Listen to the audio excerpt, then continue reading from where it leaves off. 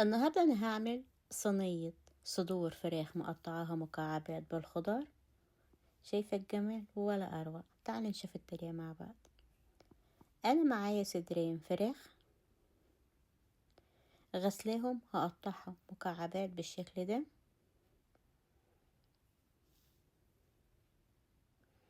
هقطع كل اللي معايا وهضيف التتبيلة سهلة جدا.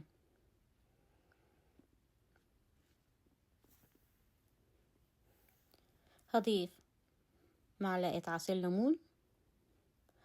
أنا هستخدم توابل مشكلة، نص معلقة توابل مشكلة، وهسيبها على جنب لحد ما احضر الخضار اللي هستخدمه في الصينية اللي هستخدمها. على طول هدخلها الفرن. هنزل بالفراخ، بطاطس انا مقطعاها مكعبات صغيرة، وبصلة مقطعاها، وحبتين طماطم، وفلفل رومي، وفلفل سبايسي. هضيف توم فريش،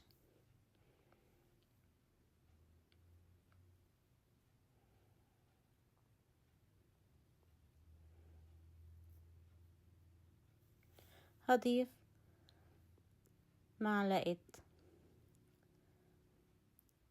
هريسة شطة، وهضيف معلقة صلصة كبيرة. هضيف ملح على حسب الاحتياج، نص معلقة فلفل اسود، نص معلقة بابريكا.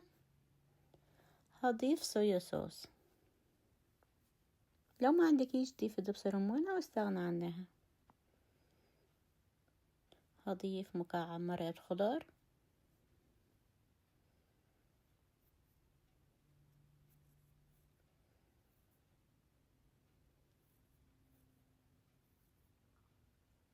هضيف مكعب زبدة. هخلط كل الخضار بالفراخ مع بعضيهم بالشكل ده. هضيف نص كوباية مية بتغلي، لو عندك شوربة ضيفي شوربة، ما عندكيش نص كوباية مية بتغلي.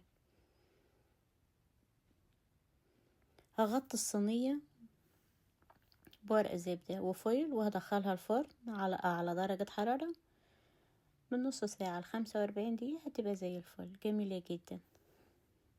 صينية سهلة وسريعة وما بتاخدش وقت وما بتوقفيش كتير في المطبخ.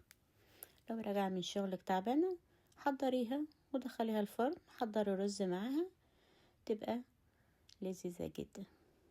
شايفة الجمال؟ حابة آخر 10 دقايق تشيل الغطا من عليها تاخد لون براحتك.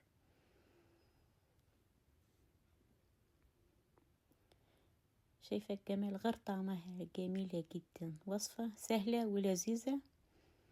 أنا عاملة معاها رز بشعرية، مش مكلفة ومش متعبة، تنفع في غدا، تنفع في عشاء. نحطها تحت بند عشاء في حدود 10 دولار، جميلة جدا. هزين بكزبرة أو بقدونس، تدي شكل جميل وطعم جميل. شايفة لذيذة وسهلة ازاي؟ ما بتاخدش وقت وطعمها جميل جدا.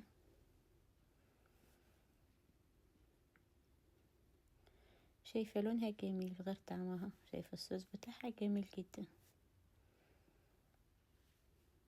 الفراخ مستوية والبطاطس مستوية، جميلة جدا. شايفة اللون جميل. أسرع صينية فراخ هتعمليها وتتحضر في دقايق. وإن عجبك الفيديو لايك وشير، اكتبي لي كومنت. لو ما عملش فولو اعمله فولو علشان يوصلك شعار بأي فيديو جديد ينزل. تابعيني على قناة اليوتيوب مطبخ مرمر، فعل الجرس علشان يوصلك كل الفيديوهات الجديدة. اشوفك في فيديو جديد.